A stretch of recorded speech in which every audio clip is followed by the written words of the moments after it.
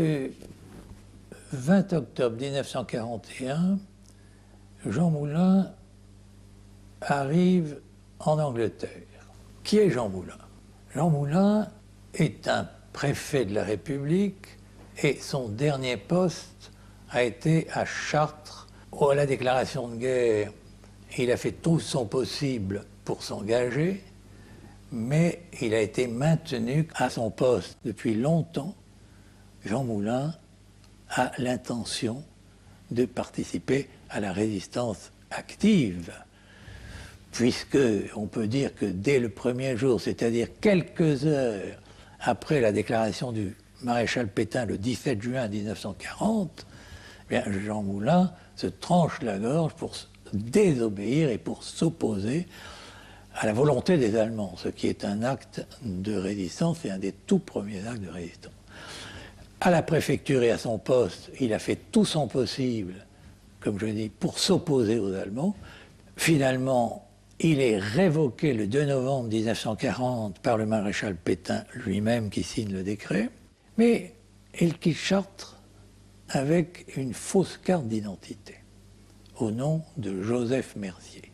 C'est un homme seul qui va parcourir la France pendant 6 mois pour rassembler toutes les informations de manière à se rendre en Angleterre et donner au général de Gaulle et à son mouvement les informations sur l'existence de cet embryon de résistance.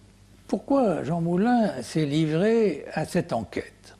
C'est que dès la défaite, il a fait une analyse. Il a compris que de Gaulle, par la force des choses, était le seul autour duquel on pouvait se regrouper, on devait se regrouper, si l'on voulait avoir une action cohérente et efficace contre les Allemands. L'autre raison, il l'a trouvée pendant son enquête, c'est que tous les résistants qu'il a rencontrés à cette époque ont manifesté leur dépit et leur regret que le général de Gaulle n'ait pas pris compte, ni même les Anglais, n'ait pas pris contact avec eux pour essayer d'organiser une liaison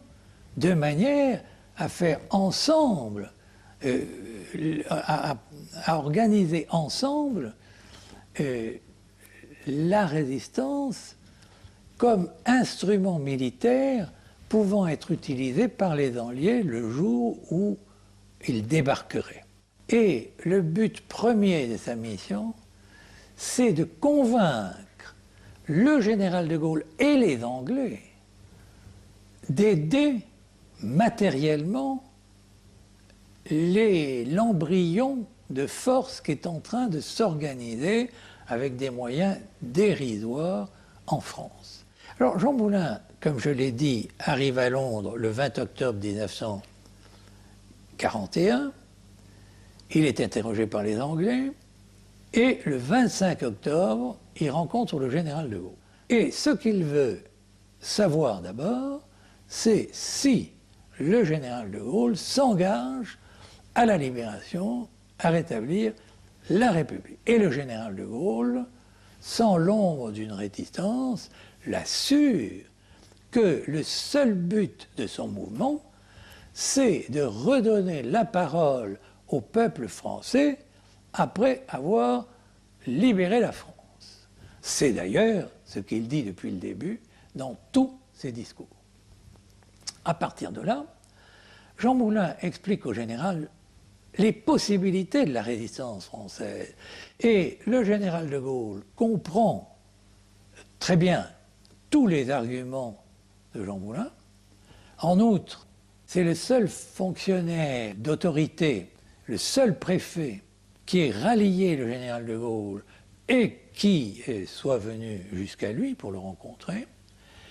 Et par conséquent, tout naturellement, le général de Gaulle, en dépit du fait que Jean Moulin soit un homme de gauche et n'ait jamais cassé ses opinions, que le général de Gaulle soit un homme catalogué à droite, à tort ou à raison, eh bien, le général n'hésite pas à faire de Jean Moulin son représentant personnel et le délégué du Comité national français.